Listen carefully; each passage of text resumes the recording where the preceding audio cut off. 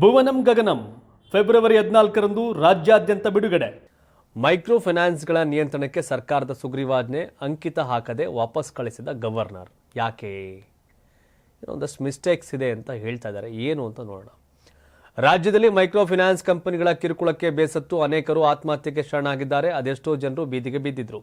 Micro finance ಕಂಪನಿಗಳ ಕಿರುಕುಳಕ್ಕೆ ಜನರು ರೋಸಿ ಹೋಗಿದ್ರು. ಈ ಹಿನ್ನೆಲೆಯಲ್ಲಿ ಸುಗ್ರೀವಾಜ್ಞೆ ಮೂಲಕ ಮೈಕ್ರೋ ಫೈನಾನ್ಸ್ ಕಂಪನಿಗಳಿಗೆ ಮೂಗ್ದಾರ ಹಾಕಲು ರಾಜ್ಯ ಸರ್ಕಾರ ಹೊರಟಿತ್ತು. ಆದರೆ ಇದೀಗ ಸರ್ಕಾರಕ್ಕೆ ಹಿನ್ನಡೆಯಾಗಿದೆ. ಸುಗ್ರೀವಾಜ್ಞೆಯಲ್ಲಿ ಸಾಲ ಪಡೆದವರ ರಕ್ಷಣೆಗೆ ಮಾತ್ರವೇ ಗಮನ ಹರಿಸಲಾಗಿದೆ. ಸಹಜ ನ್ಯಾಯದ ಅಡಿಯಲ್ಲಿ ಸಾಲ ಕೊಟ್ಟವರಿಗೆ ರಕ್ಷಣೆ ಕಾಣಿಸಿಲ್ಲ. ಸುದೀರ್ಘ ಅವಧಿಯಲ್ಲಿ ಇದು ಮಾರಕವಾಗಲಿದೆ. ಮೈಕ್ರೋ ಫೈನಾನ್ಸ್ 3 ಲಕ್ಷಕ್ಕಿಂತ ಜಾಸ್ತಿ ಸಾಲ ಕೊಡೋದಿಲ್ಲ.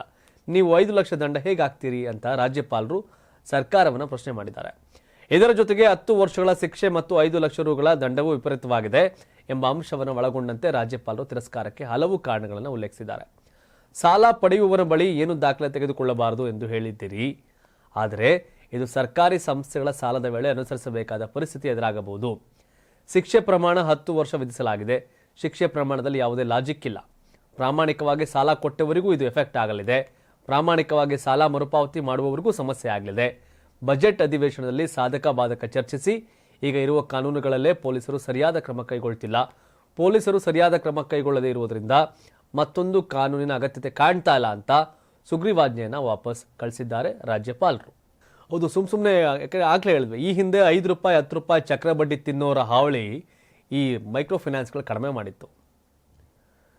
ಹಾಗೆ ನೋಡಿದ್ರೆ ಇದು ಕಡಿಮೆ ಬಡ್ಡಿಗೆ ಸಿಗ್ತಾ ಇರೋ ಸಾಲಗಳು.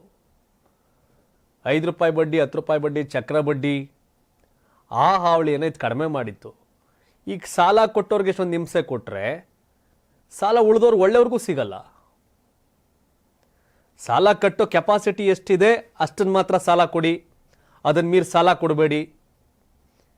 ಈಗ ಮನೆ ಕಟ್ಟಕ್ಕೆ ಲೋನ್ ತಗೊಂಡಿದ್ರೆ ಕಟ್ಟಿಲ್ಲ ಅಂದರೆ ಮನೆ ಸೀಸ್ ಮಾಡ್ತಿದ್ದು ಹಳೆ ಕತೆಗಳು ತಾನೆ ನಡೀತಾರವು.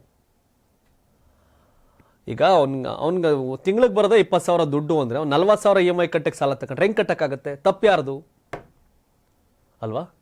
ಸೊ ಆ ದಿಸೆಯಲ್ಲಿ ಸರ್ಕಾರ ಆಲೋಚನೆ ಮಾಡಬೇಕು. ಅವ್ರ ಆದಾಯ ಜಾಸ್ತಿ ಮಾಡಬೇಕು. ಸಾಲ ಕೊಡೋನಿಗೆ 16 ಕಂಡೀಷನ್ ಹಾಕಿದ್ರೆ ಏನಾಗುತ್ತೆ ಕತೆ? ವಾಪಸ್ ಕಳ್ಸವ್ರೀಗ. 84ರಿಂದ 50 kg ಬಂದೆ. ಆಮೇಲೂ ಸಣ್ಣಗೆ ಫಿಟ್ ಆಗಿದ್ದೀನಿ. ಅದಕ್ಕೆ ನಾನು ಯೂಸ್ ಮಾಡ್ತಾ ಇರೋದು ಜೀನಿ ಸ್ಲಿಮ್. ಸಣ್ಣ ಆಗಕ್ಕೆ ಜೀನಿ ಸ್ಲಿಮ್ ಯೂಸ್ ಮಾಡದೆ ಹೆಲ್ದಿನೂ ಅದೇ. ನೀವು ಸಣ್ಣ ಆಗಬೇಕಾ, ಹೆಲ್ದಿ ಆಗಬೇಕಾ? ಹಾಗಿದ್ರೆ ಜೀನಿ ಸ್ಲಿಮ್ ಯೂಸ್ ಮಾಡಿ. ಸಣ್ಣ ಆಗೋದಕ್ಕೆ ಯಾವುದೋ ಪ್ರಾಡಕ್ಟ್ ಹೇಳ್ತಾ ಇದ್ದಾಳೆ, ಏನಾದರೂ ಸೈಡ್ ಎಫೆಕ್ಟ್ಸ್ ಇದೆ ಅಂತ ಯೋಚನೆ ಮಾಡ್ತಾ ಇದ್ದೀರಾ? ಖಂಡಿತ ಇಲ್ಲ. ಯಾಕಂದರೆ ಇದು ಕೆಮಿಕಲ್ ಫ್ರೀ. ಸಣ್ಣ ಆಗಬೇಕು ಅಂದರೆ ಜೀನಿ ಸ್ಲಿಮ್ ಯೂಸ್ ಮಾಡಿ. ಹೆಚ್ಚಿನ ಮಾಹಿತಿಗೆ ಕೆಳಗೆ ಡಿಸ್ಪ್ಲೇ ಆಗ್ತಿರೋ ನಂಬರ್ಗೆ ಕಾಲ್ ಮಾಡಿ.